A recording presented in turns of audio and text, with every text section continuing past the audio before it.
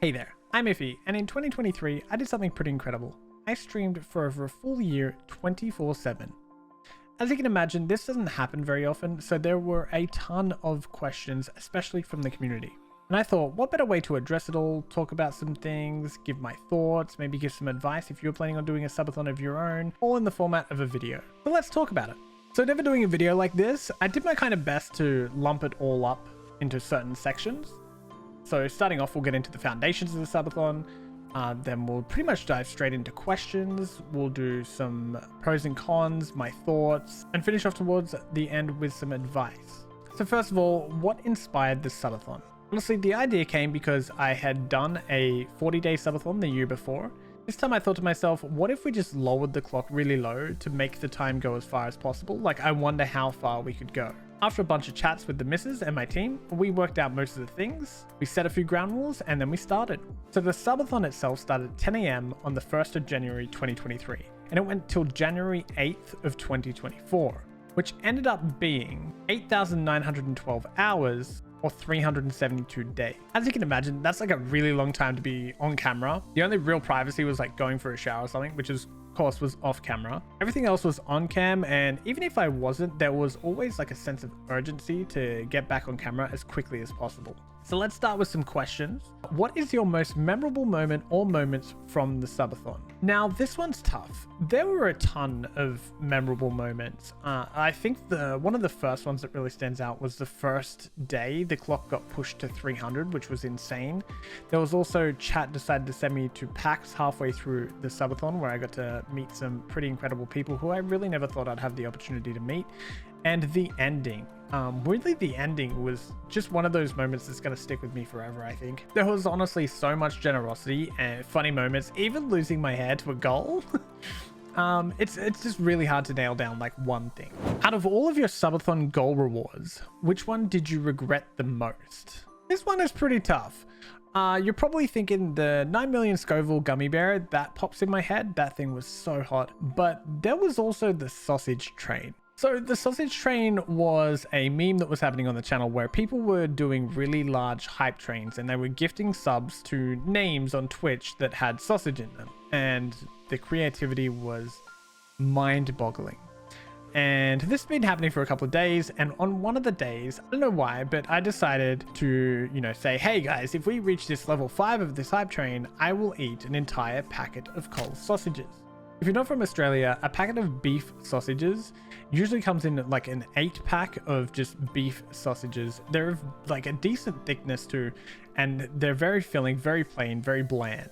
And of course, I didn't think that'd hit it, right? Like I was just going along with the meme, but they hit it. So Stace ran down to the shops. She got a packet of sausages, cooked them up for me, and I ate every single sausage. And that was probably the one that I regret the most. I felt nauseous and it was disgusting. Sausages still don't smell the same, and it's been a really long time. They don't smell or taste the same. So that's probably the one that I regret the most.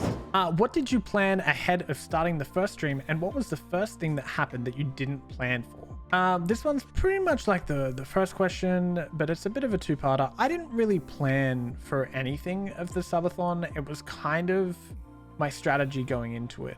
But the first thing I certainly caught me off guard was the clock being sent on the first day. Up over 300 hours was just, it was nuts. There are a lot of things that happened that wasn't planned, but that was the first one. What was the reaction of friends and family when you told them? I myself don't actually have any family or IRL friends. No, sad, right? But I do have the Mrs. family, like the in-laws and whatnot. And when I told them, I don't think at first they fully fathomed what I was talking about. It's, it's a pretty foreign concept, Twitch in general, and what I do for a living. But I think after a few months, once they started realizing, you're still going, you're still working all this time, I think they realized what was happening, and then it was just nothing but support and encouragement from them. They're pretty incredible people. What was the most surprising thing I learned during the subathon? There was quite a few things. I think the big thing that stands out was just how supportive my community is. Like, I'm not a big streamer and I don't make a lot off streaming, but they were in it with me. not only like supporting and making that clock stay going for the entire time, but also, you know, being there when I woke up, being there when I went to sleep. Some people would stay awake for me for the long segments where we did 24 and 36-hour segments with no sleep. They were just there the entire time. It was surprising and it was humbling for sure. Did I encounter any difficulties setting the subathon up with all gears, room, scenes, etc.? Yeah, for sure. I had to get a $50 bed frame that could fit in the room that we were planning. We decided that I needed the master bedroom.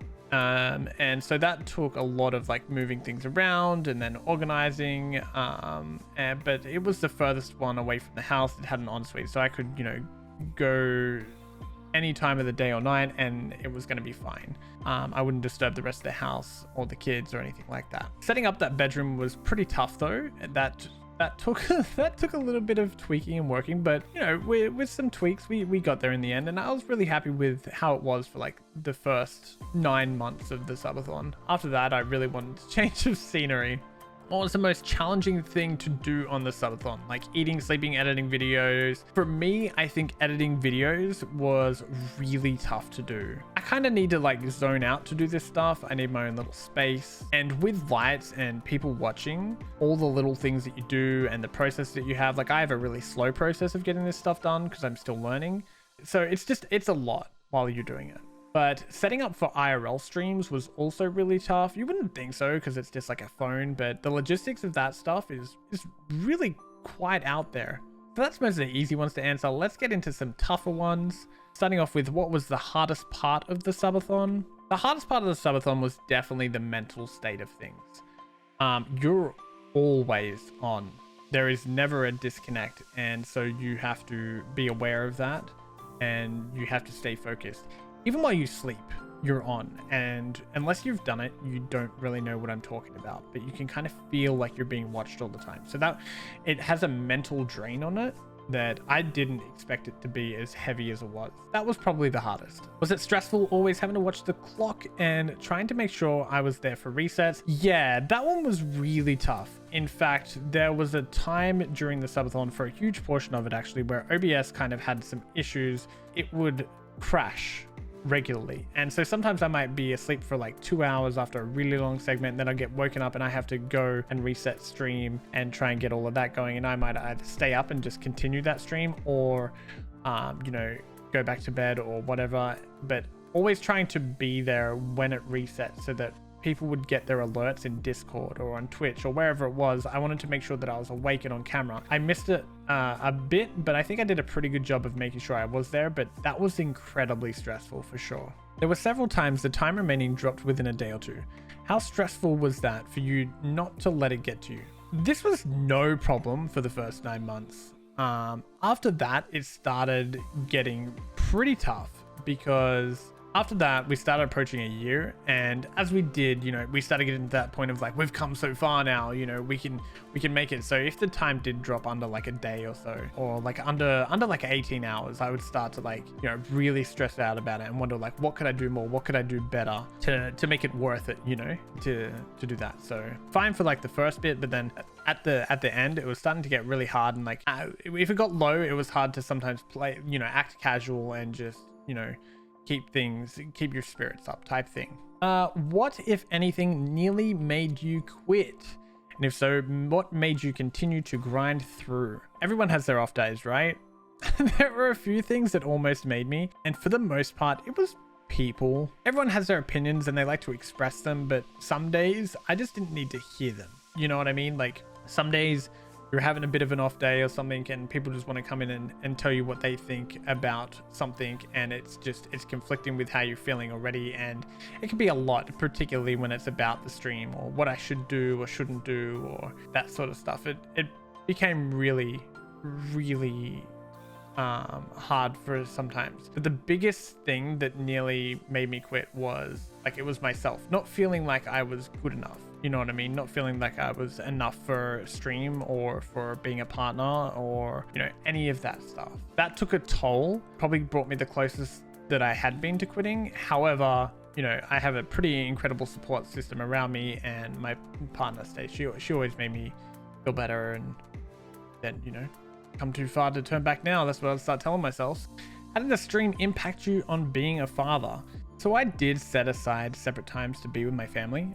You know, it was an hour or two every couple of days, sometimes more, sometimes less. But as a father, it was pretty rough, for sure. That said, being there for the kids is one thing, but being a father also means you got to be there for your other half, right? And that's where I feel like I was the worst, because I was always working. So the missus was basically a single parent for all of this.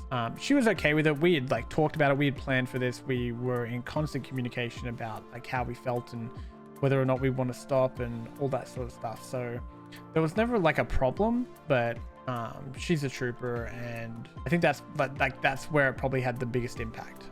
Do I feel like I missed important events in your family's life? I think I was there for most of it. For all of it, actually. I was there for our boys' first steps, you know, feeding himself, birthdays, Christmas, all that sort of stuff. Like, I was there for. Chat would make sure to extend the clock too for special events, which was really cool. Like, if it was a birthday and they knew I was going to be away for the day or something, or like Christmas, then they'd push the clock extra so that I wouldn't stress about it, so I could go and do these things, which was one of the most wholesome parts of this whole thing. Like, they really wanted to make sure, like, they were happy for me to be there, but they really wanted to make sure I didn't miss out on anything. And so did the people around me, my team or my partner. They were always making sure I was a part of everything, and that made it so I didn't really miss out on anything. What was something you had to sacrifice in order to keep streaming? Oof. I mean, there's time, right? It's kind of a cop-out answer, though. I think the next thing is content. You sacrifice your content. Typically, I'm like a high energy person, but this type of stuff, it has you saving your energy. You know, you're going to be there all day, every day. You don't get a day off. So I had a different vibe about me, and I had to conserve my energy and not be as high energy. That resulted in the same for YouTube as well, where I'm talking to you guys now. You know, I couldn't do my YouTube videos. I couldn't do my posts regularly. I couldn't edit anything. Content was a huge one. I also had to sacrifice a few sponsorship opportunities, mostly because like the logistics of it would be too hard. I couldn't set it up because, you know, I couldn't let that stuff out in public or whatever. It was very hard to set up for a lot of things or commit to certain things while being live 24/7. And then of course there's time, you know, time with loved ones, or to do the things that I really enjoy. You know, maybe it's just sitting down watching a movie or a TV show or something. It's a little sacrifice, but it was worth it. What would I change if doing it again? This is a good question. If I chose to do it again, the thing that I would change would have to be the value of the clock. The time spent for the value that I was getting was actually like very, very low. The amount of hours that I was doing. Now, I didn't mind, because when I did this, I had said from the beginning, we're not doing this for money. We're just going to do it and see how long we could go. Like, I didn't really care that much. I needed to make sure that I could still pay my bills, but I didn't care. I wasn't there for the money. So I think if I was to do it again, knowing the things that I sacrificed and everything, that it would be the value for sure. Would I recommend others do this? Look, it's a personal choice. If you're single and living by yourself and it's something you want to do, sure, why not? You know, you don't have to worry about anything. But if you've got a family or anything, I mean, I only recommend a month, no more. And that's only if it's going to truly set you up for a future thing. Like, maybe it's something that you need to do, but if it can help support your family in a really good way, then maybe it's worth it. If you and your family are okay with it. Would I do this again in the future? Never say never, but right now I have no plans to anytime soon. I really want to put a focus on my content, making the quality of it the best that I can, focus on the live stream, making it more interactive, focus on the YouTube, making the videos of higher quality and more frequent and reliable, the website to help newer players with my main game, Elder Scrolls Online. Just that, like focusing on the content, making sure it's more interactable and engaging and that sort of thing. That's where my plans are right now. So I don't see how a subathon would fit into that in the future. What tip would I give other streamers for subathons? Don't overextend.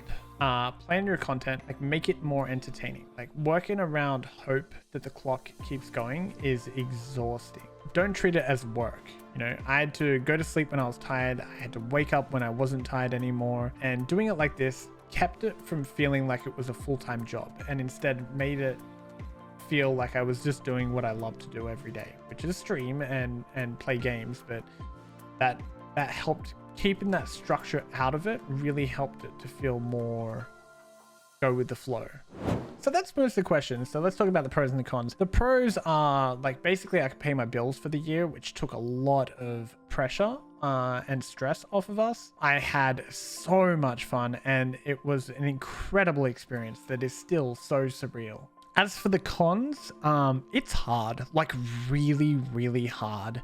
I wouldn't have made it if it wasn't for my incredible partner. This is coming from somebody who streamed 12 hours a day every day for the first year of my streaming career. You need to have that disconnect, that regular day off. Without it, it's non-stop.